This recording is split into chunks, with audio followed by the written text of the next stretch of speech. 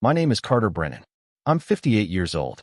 3 hours before I was supposed to expose my wife's affair and her theft of $2.3 million from my clients at our 25th wedding anniversary party in front of 400 guests, I found something on her laptop that made me pick up the phone and call off the FBI. The federal agents were already positioned outside the venue. The prosecutor had approved the plan. My attorney had briefed me 3 times on what to say at the microphone. My children were on their way to the party, completely unaware that they were about to watch their mother get arrested in her $4,500 anniversary dress. And I was sitting in my home office at 3:47 p.m., staring at a folder on my wife's laptop labeled, "Carter, please read this first." And my hands were shaking so badly I could barely move the mouse. What was inside that folder didn't just change everything I thought I knew about my wife's betrayal. It revealed a truth so much darker, so much more calculated, and so much more devastating than a simple affair and embezzlement scheme. It revealed that for the past 4 years, I had been living inside someone else's plan. That every move I'd made, every decision, every moment of righteous anger and calculated revenge had been anticipated, manipulated, and orchestrated by someone I'd never even met. Someone who'd been watching me for years. Someone who knew exactly how a man like me would react to betrayal. And someone who was about to use my need for public vindication to destroy something far bigger than my marriage. But before I tell you what was in that folder, before I explain why I called off the FBI 3 hours before the biggest moment of revenge I'd ever planned, before I show you the text message I received at 11:43 p.m. that night that made me realize I'd been played from the very beginning, let me take you back. Back to a Tuesday afternoon in March. Back to the moment I discovered that my wife of 25 years had stolen $2.3 million from my clients. Back to when I thought I understood exactly what was happening and exactly how to fix it. Back to when I still believed that trust, verification, and evidence were enough to protect you from the people you love. I need you to understand something before we go any further. This isn't a story about a cheating wife and a wronged husband. Every marriage has secrets. Every betrayal has 2 sides. This is a story about what happens when you think you're the hunter, but you've actually been the prey the entire time. This is about discovering that the evidence you've been gathering, the revenge you've been planning, the justice you've been seeking was exactly what someone else wanted you to do. This is about the moment you realize that being right and being manipulated aren't mutually exclusive, that you can have all the facts and still not understand the truth. If you've ever caught someone you love in a lie, if you've ever gathered evidence and planned confrontation, if you've ever been so certain of someone's betrayal that you staked everything on exposing them, stay with me. Because what I'm about to tell you will make you question every certainty you've ever had. You think you know how this story ends. You think you've seen this plot before. You're wrong. And by the time you finish reading this, you'll understand exactly why the most dangerous betrayals are the ones where you're absolutely right about being wronged. I'm a certified financial planner and wealth manager. For 32 years, I've run Brennan & Associates Financial Services in Austin, Texas. My client list reads like a who's who of Austin's wealthiest families.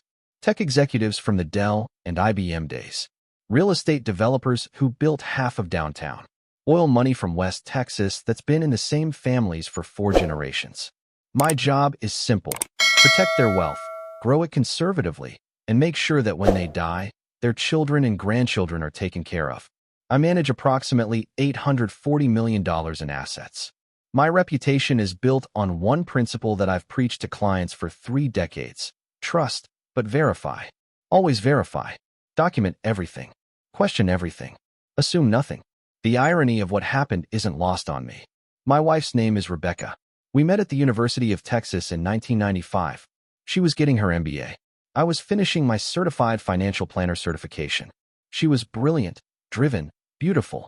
She came from old Austin money, the kind of family that had oil wells and cattle ranches and a name that opened doors across Texas. We got married in June of 1999 at her family's ranch outside of Fredericksburg. 300 guests. Texas Monthly covered it. Her father gave a toast about how I better take care of his little girl or he'd hunt me down personally. Everyone laughed. I promised him I would. I kept that promise for 25 years. She didn't. We had 2 children together. Ethan, who's 23 now, works in commercial real estate in Dallas. And Sophie, who's 20, just finished her junior year at SMU studying finance. Both of them are good kids. Smart, hardworking, the kind of children you're proud to claim as yours.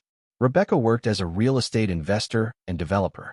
She'd taken her family money and turned it into something impressive. She specialized in historic property renovation, buying old buildings in East Austin, restoring them, and converting them into high-end residential or commercial spaces. She was good at it. Really good. She'd turned her initial $3 million inheritance into a portfolio worth roughly $15 million over 15 years. We lived in Tarrytown, one of Austin's most exclusive neighborhoods, in a home we'd built together in 2008. 5 bedrooms, pool, guest house, views of downtown. We were active in charity work. Rebecca sat on the board of the Austin Museum of Art. I was on the board of directors for Meals on Wheels Central Texas. We hosted fundraisers. We attended galas. We were the couple other people envied, the ones who seemed to have it all figured out. That image shattered on a Tuesday afternoon in March when I was reviewing quarterly statements for one of my oldest clients, Margaret Whitfield. Margaret is 81 years old. She's been my client for 28 years, since her husband Edward died and left her with a $6.4 million estate. She's careful with money, lives modestly despite her wealth, and calls me before making any financial decision larger than $10,000. Every quarter, I personally review her statements. Not my associates. Me.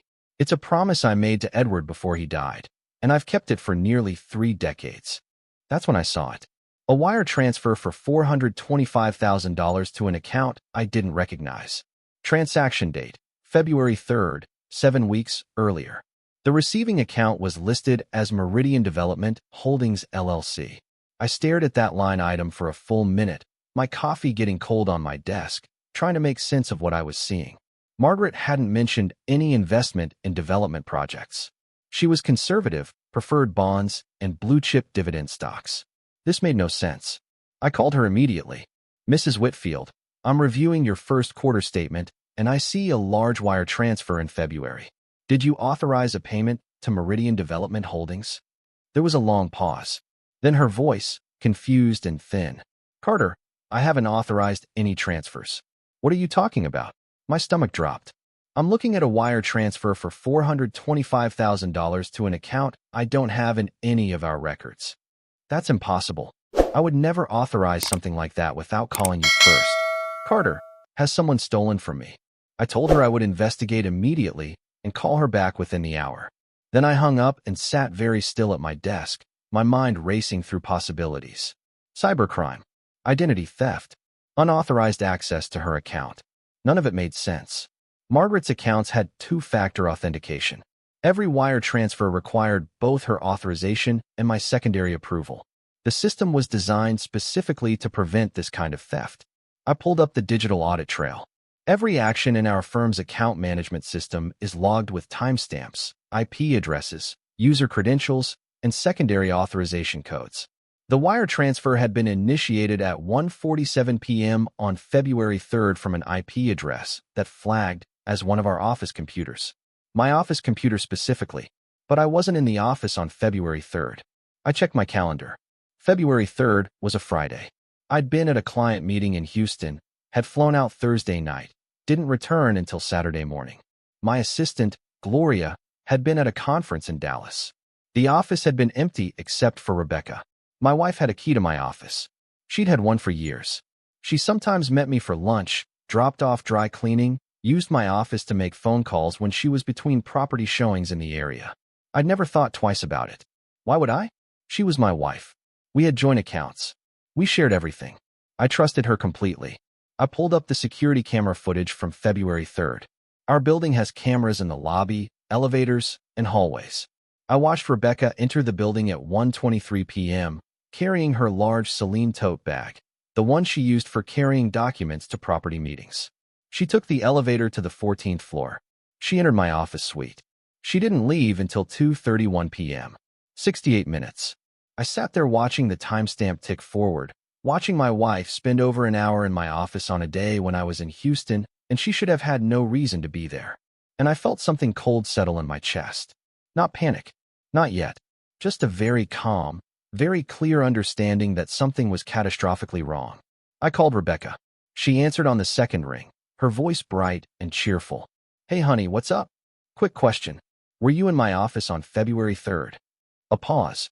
Brief, but noticeable. February 3rd? That was, what, over a month ago? Yes. The Friday I was in Houston. Oh, right. I think I dropped off your suit for the Whitfield dinner that Saturday. What? The Whitfield dinner. Margaret Whitfield's 81st birthday party that Rebecca and I had attended together.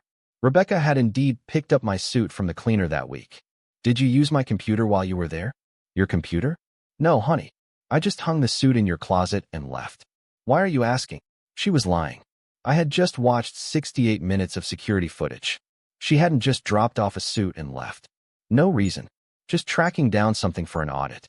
I'll see you tonight. Okay, love you. Love you too. I hung up. That was the first lie. I sat in my office for another hour, pulling records, checking accounts, following threads.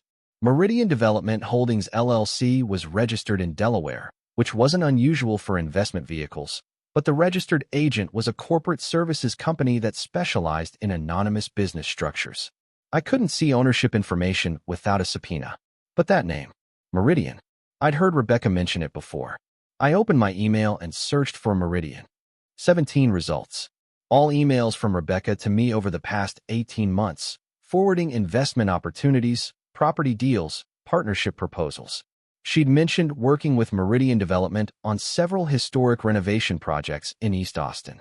She'd even asked me to review some of the financial projections, which I had. They'd looked legitimate at the time. Conservative returns, reasonable timelines, solid collateral. I pulled the documents from my files.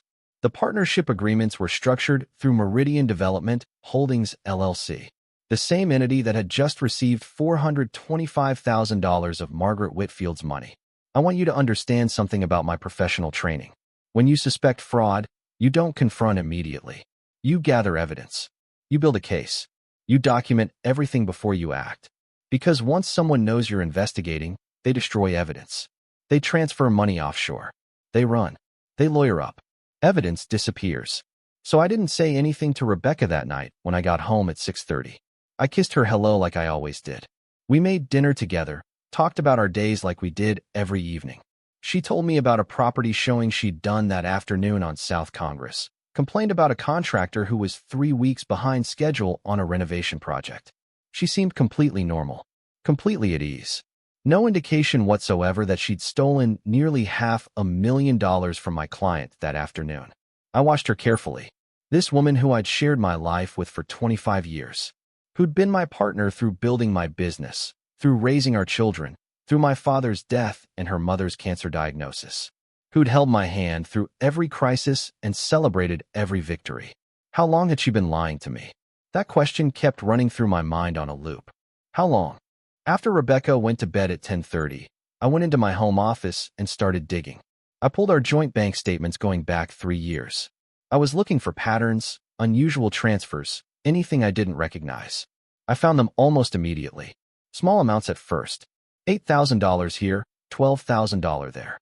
Cashier's checks made out to Meridian Development Holdings. Wire transfers to accounts I didn't recognize. Over 3 years, Rebecca had moved approximately $340,000 of our personal money into accounts connected to Meridian. But it wasn't just our money. I pulled client account audits from my firm's system. I went back 4 years, checking every wire transfer over $100,000, every unusual withdrawal, every transaction that had required secondary authorization. My blood ran cold as I found them. 8 different clients. All elderly. All widows or widowers. All people who trusted me with their life savings. Margaret Whitfield, $425,000. Thomas Chun, $380,000. Eleanor Rodriguez, $290,000.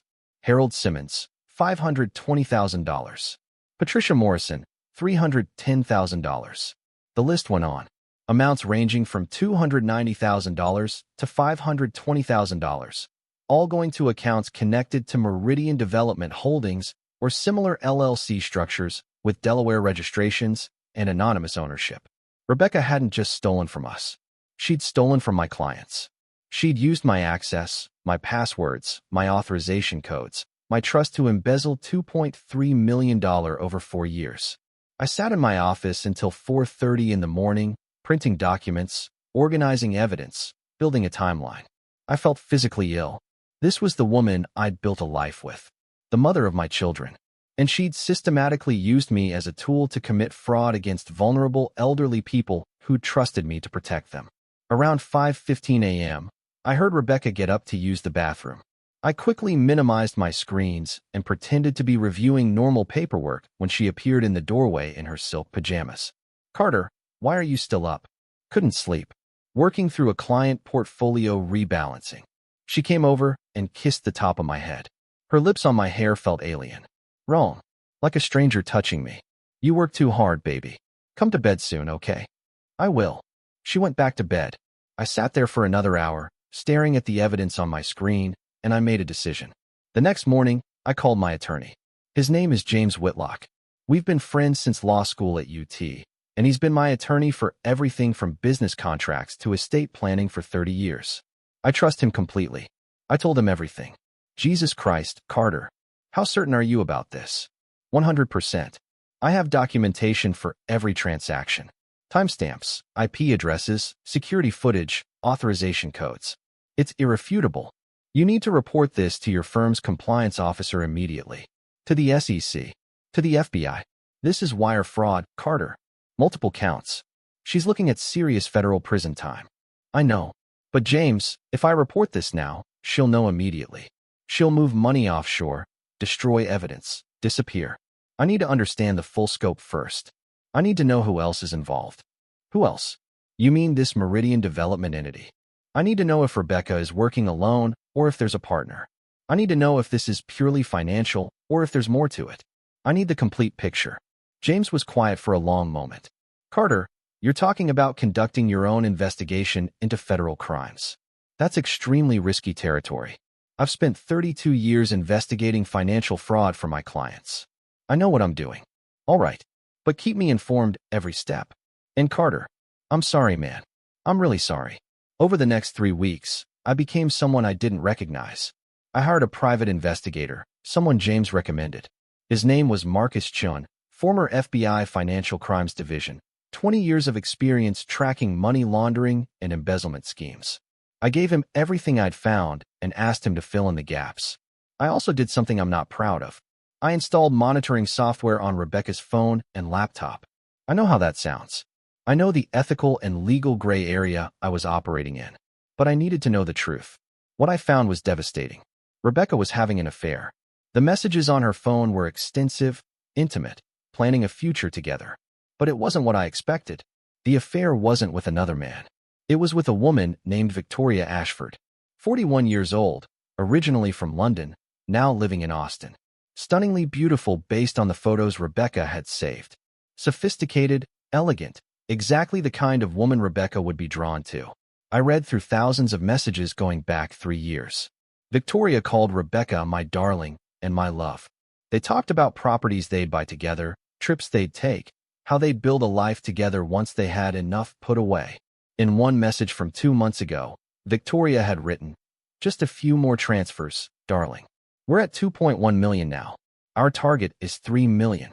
Then we disappear to Portugal, buy that villa in Cascais we love, and start our real life together. No more hiding. No more pretending." They were planning to leave. Soon. And they were planning to take $3 million with them. I read through every message, every email, every document on Rebecca's laptop. And I learned things about my wife I'd never known. Rebecca had been questioning her sexuality for years. She'd had relationships with women in college that she'd never told me about. She'd married me because it was what her conservative Texas oil family expected. Because being married to a successful financial planner fit the image her father wanted for his daughter. She'd spent 25 years living a lie, and she'd finally found someone who made her want to stop pretending. I could almost understand that part. Almost. What I couldn't understand, what I couldn't forgive, was the theft. The systematic embezzlement from elderly people who'd trusted me. That wasn't about love or sexuality or finding yourself. That was crime. There were photos on her laptop too. Rebecca and Victoria at hotels. On vacation in Portugal. A trip Rebecca had told me was a solo real estate investment research trip. Photos of them at restaurants, holding hands across the table, in bed together, intimate selfies, love letters, Poems Victoria had written for Rebecca. It was a complete relationship, hidden in plain sight for 3 years while I'd suspected nothing. I broke down. I'm not ashamed to admit it. I'm a 58-year-old man, and I sat in my office at 2 a.m., scrolling through photos of my wife in love with someone else, and I cried. Not just because of the betrayal, though that was devastating, but because I felt like a fool. How had I missed this? How had I not seen what was happening in my own marriage? Looking back, there were signs. Of course there were. Rebecca had become more distant over the past few years. She traveled more for work. She'd changed her appearance, started dressing differently, more fashionable, more European in style. She joined a new gym, changed her hair, started wearing different perfume. I'd noticed all of it, but I thought it was positive. I'd encouraged it. I'd told her she looked beautiful, that I was proud of her for investing in herself. I'd been so blind. Marcus Chin came back 2 weeks later with his report. It was worse than I'd imagined. Victoria Ashford wasn't just Rebecca's lover. She was a con artist with a history. Her real name was Victoria Ashford Henley. She'd been involved in 3 similar schemes over the past 12 years. In London, she'd had an affair with a married female barrister and convinced her to embezzle £680,000 from her law firm's client trust accounts. The barrister went to prison. Victoria disappeared. In New York, she'd seduced a married woman who worked as a financial controller for a hedge fund. She convinced her to funnel $1.4 million into offshore accounts. The woman was caught, prosecuted, imprisoned. Victoria vanished. In San Francisco, a similar pattern. Married woman, access to money, affair, embezzlement, prison for the woman, disappearance for Victoria. Rebecca was the fourth. And Rebecca had no idea. She thought she was in love. She thought Victoria loved her back. She thought they were building a future together. But Victoria was a predator who targeted closeted married women with access to money, seduced them, manipulated them into committing fraud, then disappeared with the money once the heat got too close. Marcus also discovered something else. The villa in Cascais, Portugal that Rebecca and Victoria talked about in their messages. It didn't exist. The property listing was fake. The photos were stolen from a luxury real estate website and photoshopped. There was no villa. There was no future in Portugal. There was just Victoria, offshore accounts, and a woman in Austin who was about to go to federal prison while Victoria disappeared with $2.3 million. I made a decision then. Rebecca deserved to know the truth. But more than that, I wanted everyone who'd ever known us as a couple to understand exactly what she'd done. Not just the affair, the crime, the betrayal of elderly people who'd trusted me, who'd trusted us. I wanted it public. I wanted it documented. I wanted consequences. Rebecca and I had been planning our 25th wedding anniversary party for 6 months. It was scheduled for April 22nd at the Driscoll Hotel, one of Austin's most iconic venues. 400 guests, many of them my clients, business associates, community leaders, friends we'd known for decades. We'd spent $80,000 on the event. Dinner, live band, open bar, flowers, the works. Rebecca had bought a custom Valentino dress for $4,500. She'd been excited about the party for months, planning every detail. I decided that would be the night. I worked with Marcus and James to prepare. We contacted the FBI and the SEC, gave them all the evidence, and asked them to hold off on arrests until after the party. The lead FBI agent, a woman named Sarah Mendez, was hesitant at first. "Mr. Brennan, this is highly unusual. We typically arrest suspects as soon as we have sufficient evidence." "I understand. But Agent Mendez, my wife has stolen $2.3 million from my clients.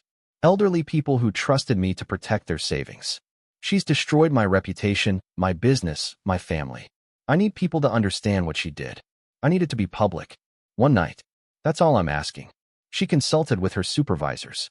They agreed, seeing the value in having 400 witnesses to what would essentially be a confession. I also reached out to Victoria Ashford. I created a fake email account and posed as a potential property investor interested in the Meridian development projects. I asked to meet her for coffee to discuss investment opportunities. She agreed. We met at Café No Say in downtown Austin on a Tuesday morning. Victoria was exactly as beautiful as her photos. Blonde, elegant, British accent, impeccably dressed. She ordered an Americano and smiled at me with perfect teeth. "So, Mr. Reynolds," she used the fake name I'd given her, "what kind of investment are you looking for?" I leaned forward. Actually, Victoria, I'm not here to invest. I'm here to tell you that I'm Rebecca Brennan's husband, and I know everything. Her smile didn't falter, not even for a second. That's when I knew Marcus was right. This woman was a professional. I'm sorry, I don't know what you're talking about. Yes, you do. I know about the affair. I know about the embezzlement. I know about London, New York, and San Francisco. I know about the fake villa in Portugal. I know everything. She set down her coffee cup very carefully. Does Rebecca know you're here? No. Are you going to tell her? Eventually. But first, I'm going to give you a choice. You can disappear right now. Leave Austin, leave the country, and never contact Rebecca again. Or you can stay, and when the FBI arrests Rebecca in 3 weeks at our anniversary party, they'll arrest you too. Wire fraud. Conspiracy to commit fraud. Multiple counts across multiple states. You're looking at 20 years minimum. Victoria studied me for a long moment. Then she smiled again. This time it was different. Colder. More real. You love her, don't you? Even after everything, you still love her. That's not your concern. What's your choice? I'll be gone by tomorrow. But Mr. Brennan, you should know something. Rebecca loves me. Really loves me. More than she's ever loved you. When this all comes out, when she realizes you exposed her, she's going to hate you for it. You'll have destroyed the only real relationship she's ever had. The only real relationship she's ever had was built on lies and theft. That's not love.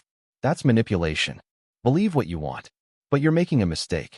Public humiliation won't bring you peace. It'll just make you the villain in her story. She stood up, left $5 on the table for her coffee, and walked out. I never saw her again. Marcus confirmed 2 days later that Victoria had left Austin. Her apartment was empty. Her phone was disconnected. She'd disappeared, just like she had 3 times before. The days leading up to the anniversary party were surreal. Rebecca was excited, energized, planning final details. She'd hired a photographer, a videographer, a calligrapher for the place cards. She'd chosen the menu, the wine pairings, the flowers. She showed me her dress, that $4,500 Valentino, emerald green with delicate beading. 25 years, Carter. Can you believe it? No, I said honestly. I really can't. Our daughter Sophie called me 3 days before the party. Dad, I need to talk to you about something. What's up, sweetheart? It's about Mom. I saw something on her laptop last month. I wasn't snooping, I swear. She asked me to grab a file for her, and I accidentally opened the wrong folder. There were messages, Dad, between her and someone named Victoria. They were intimate. My throat tightened. What did you do? I closed it. I didn't say anything. I didn't know what to do. Dad, is Mom having an affair? Come to the party on Saturday, Sophie. Just trust me. Everything is going to make sense soon.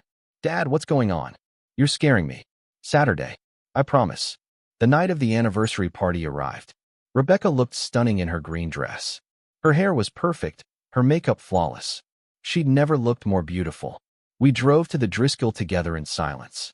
She was checking her phone constantly, and I knew she was looking for messages from Victoria. Messages that wouldn't come. The Driscoll ballroom was spectacular.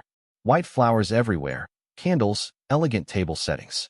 Our 400 guests arrived in black tie. The room filled with laughter, conversation, the clinking of champagne glasses. Ethan and Sophie were there with their partners. They kept looking at me with concerned expressions. They knew something was wrong. I'd asked them both to trust me, to stay until the end of the party no matter what happened. My clients were there. Margaret Whitfield, looking elegant at 81. Thomas Chun. Eleanor Rodriguez.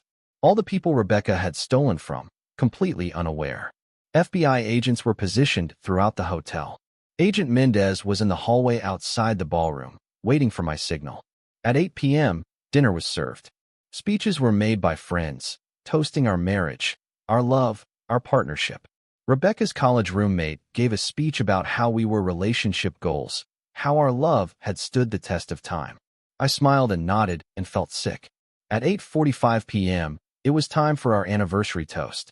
Rebecca and I were supposed to speak together, thank our guests, celebrate 25 years of marriage. I stood up and walked to the microphone at the front of the ballroom.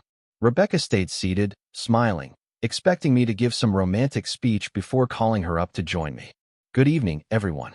Thank you so much for being here tonight to celebrate 25 years of marriage with Rebecca and me. Applause. Smiles. Glasses raised. I want to talk to you tonight about something that's been very important to me throughout my career. Trust. I saw Rebecca's smile falter slightly. Confusion crossed her face. For 32 years, I've worked as a financial planner and wealth manager. My clients trust me with their most precious assets, their life savings, their children's futures, their retirement security. That trust is sacred to me. It's the foundation of everything I do professionally. The room was quiet now. People were paying attention. I've also believed for 25 years that trust was the foundation of my marriage. That Rebecca and I had built something solid, something real, something that could withstand anything. I paused. Rebecca was staring at me now, her expression shifting from confusion to concern. But 3 weeks ago, I discovered that my wife has been having an affair for the past 3 years. The room went completely silent. I heard someone gasp. Rebecca's face drained of all color.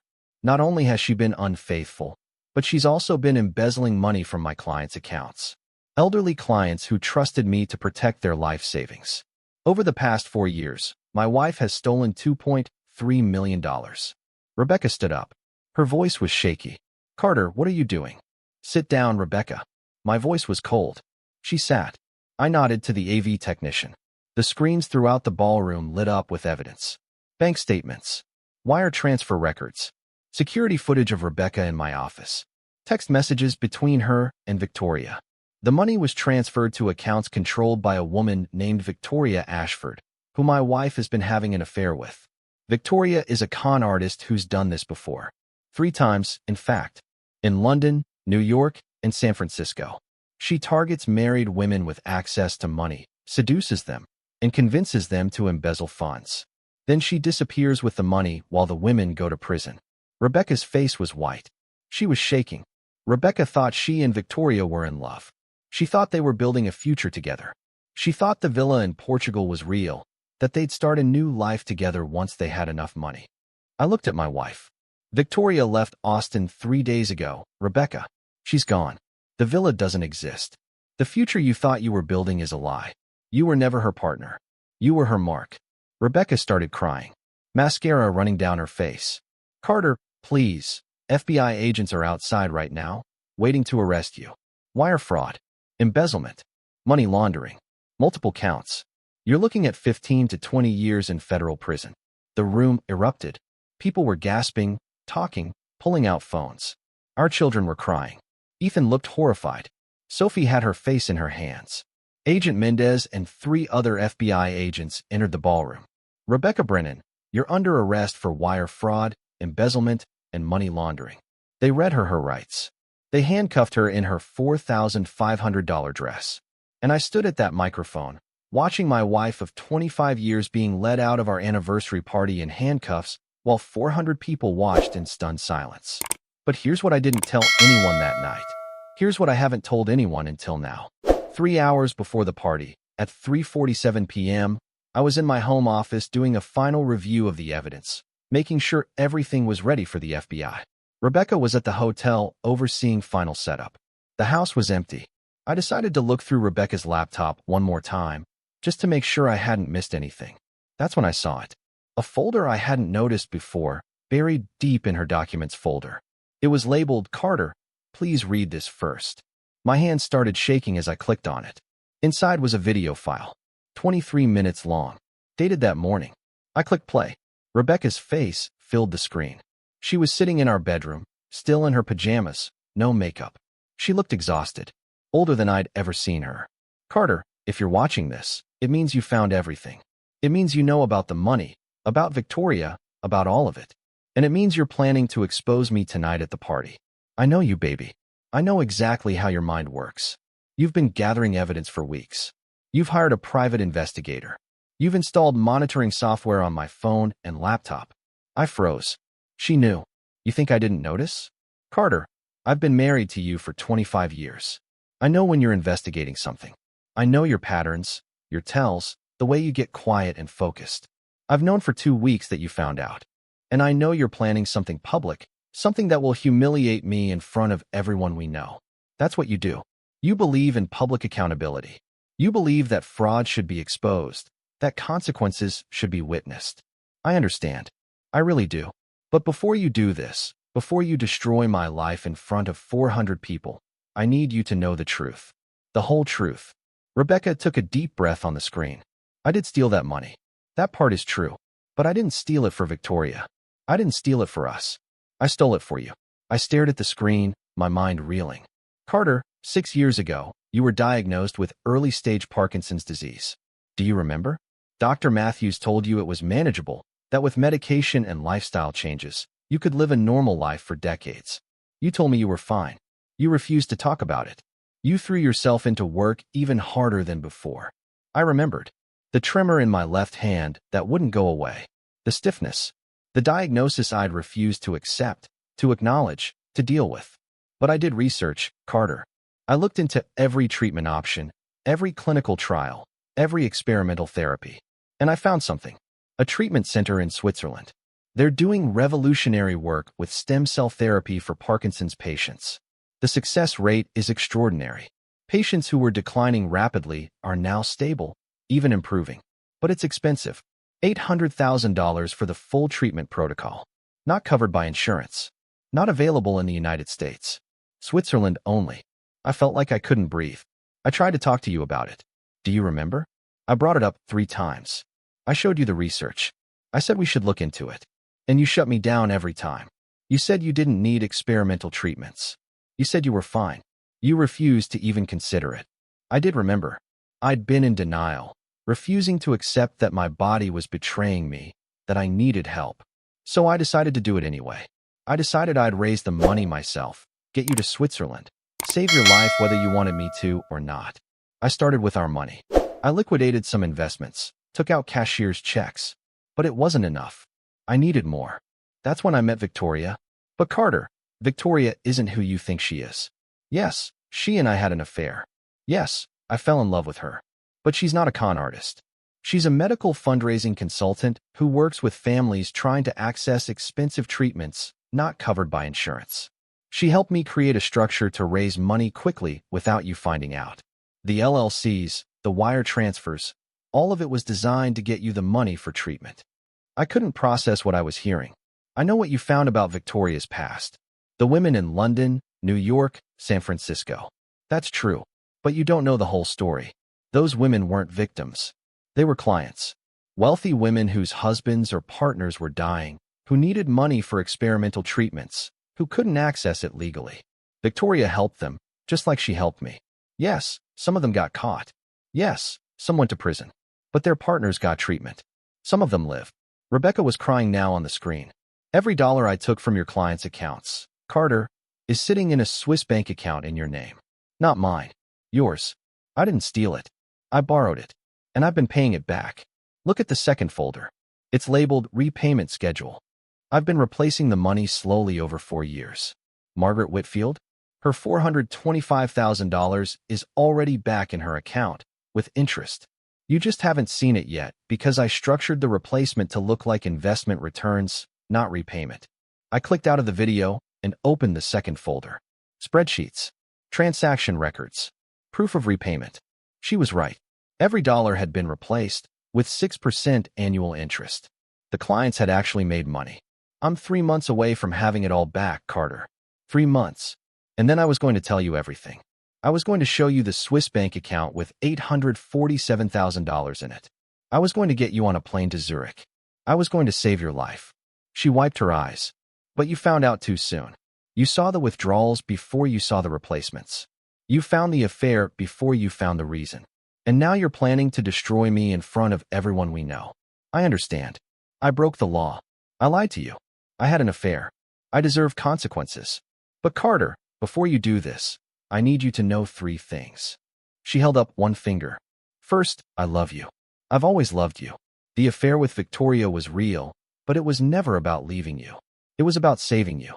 I fell in love with her because she was helping me do something you wouldn't let me do for you.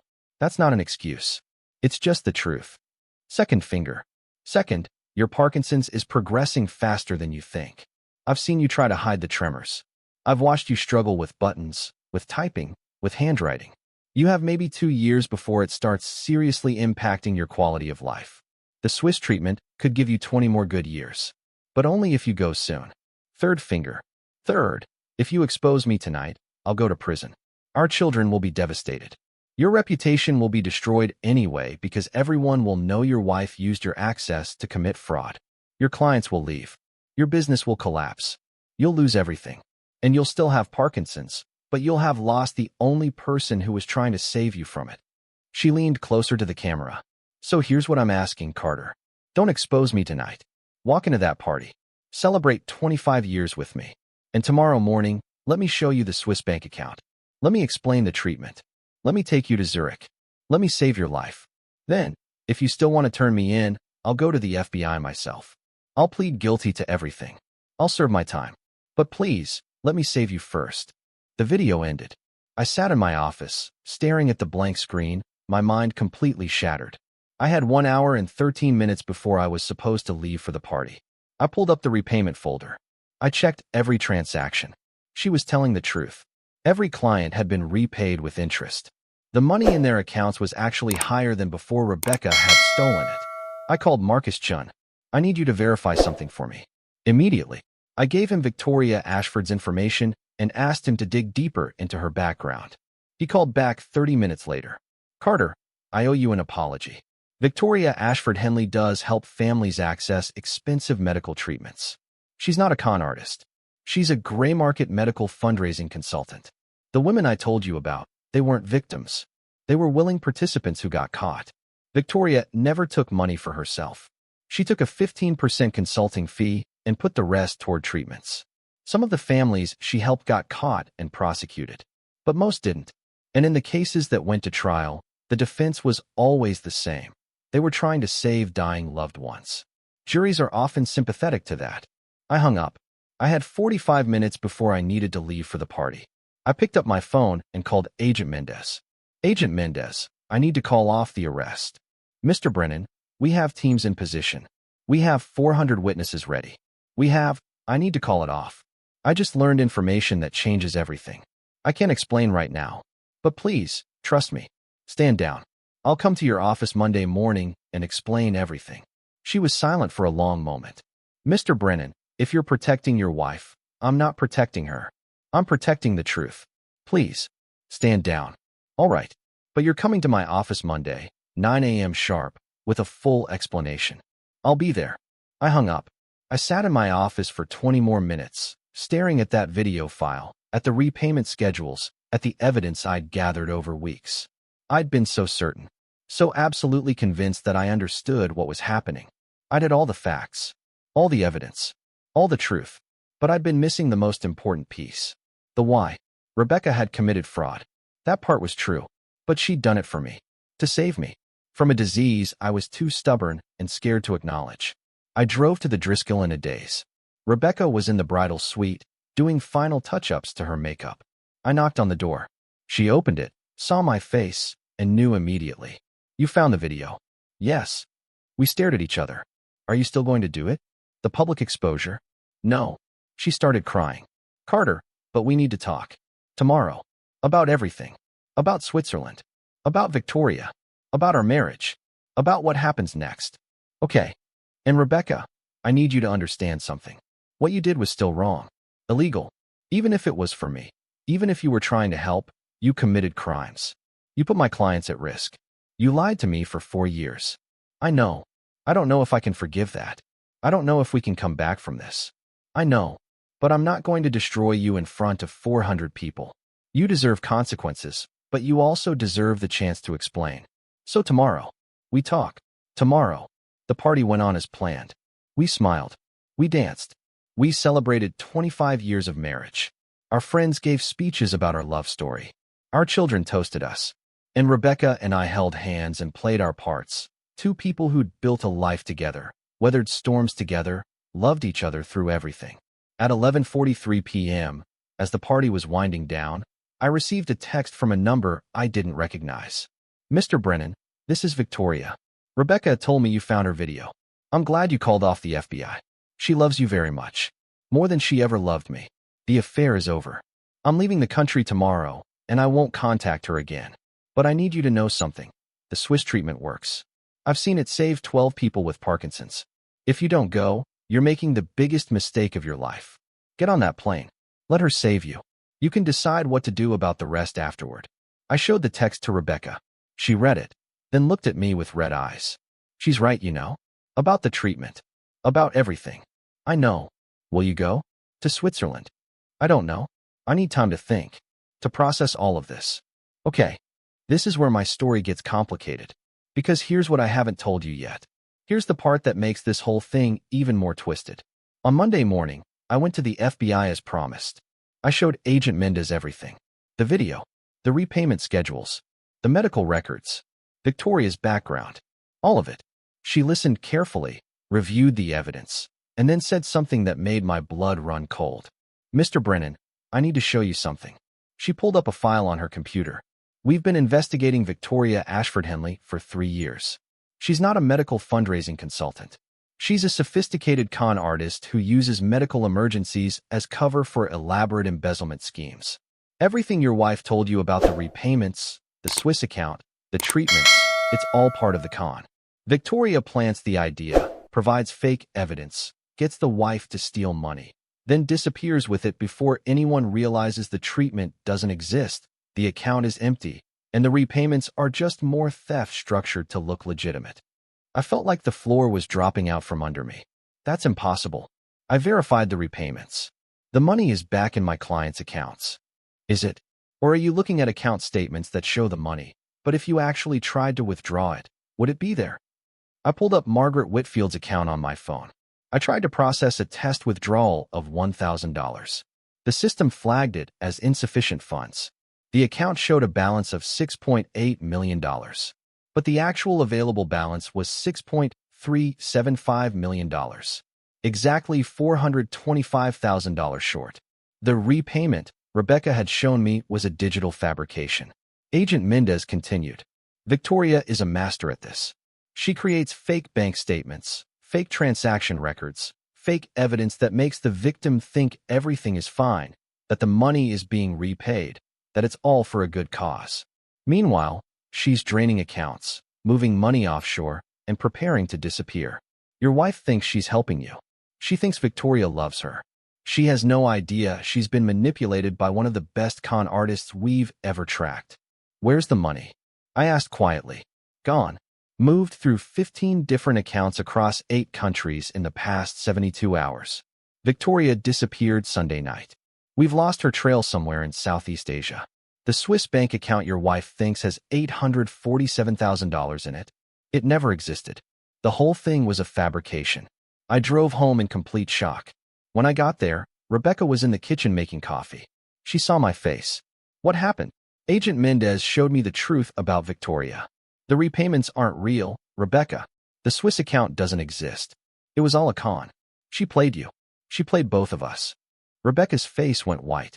No, that's not possible. I saw the account statements. I verified they're fake. All of it. The money is gone. Your clients are still missing $2.3 million. And Victoria is gone. Rebecca collapsed.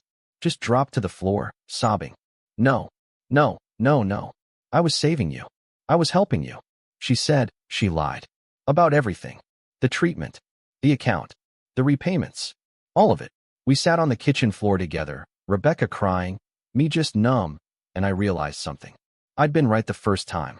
My plan to expose her at the party, to have her arrested, to make it public, that was the right move.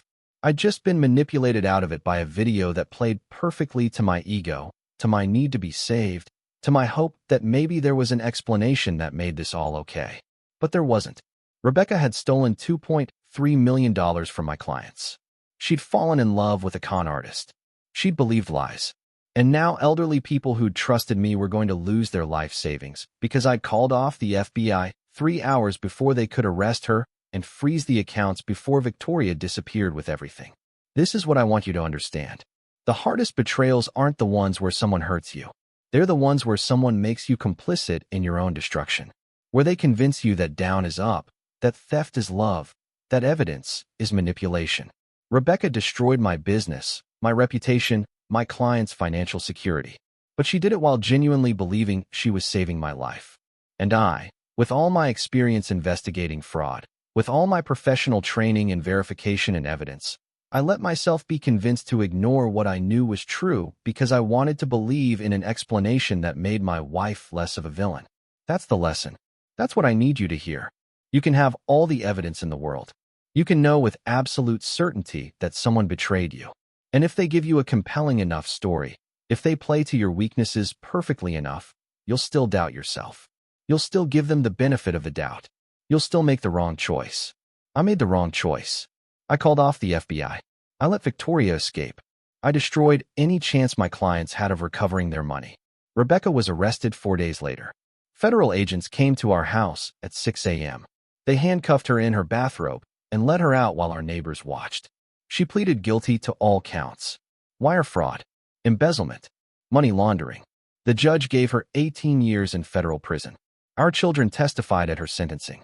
Both of them begged for leniency. Ethan said his mother wasn't a criminal. She was sick. She'd been manipulated. She'd thought she was helping me. Sophie read a letter about growing up with a mother who loved too much, who would do anything for her family, even break the law. The judge listened. Then she said, "Mrs. Brennan, I believe you loved your husband. I believe you thought you were helping him. But you stole $2.3 million from elderly people who trusted your husband to protect them. Some of those people will never financially recover. Your intentions don't mitigate the damage you caused." 18 years. I watched Rebecca being led away in shackles. She looked at me one last time, and I saw in her eyes the same thing I'd felt on my kitchen floor. The realization that we'd both been played, both been manipulated, both been destroyed by someone we'd trusted. My business collapsed. Every single one of my clients left within 6 months. My reputation was destroyed. The man who spent 32 years preaching trust but verify had failed to verify his own wife. I filed for bankruptcy. I sold the house in Terrytown. I moved into a 1-bedroom apartment in South Austin. I took a job teaching finance at Austin Community College. The pay is $48,000 a year. It's honest work. Ethan and Sophie struggled with everything. Ethan had a breakdown 6 months after Rebecca's sentencing. He's in therapy now, working through trust issues that will probably follow him for life. Sophie cut contact with me for 8 months. She blamed me for calling the FBI at all, said I should have protected Mom, should have helped her instead of destroying her. We're slowly rebuilding our relationship now. She comes over for dinner once a month.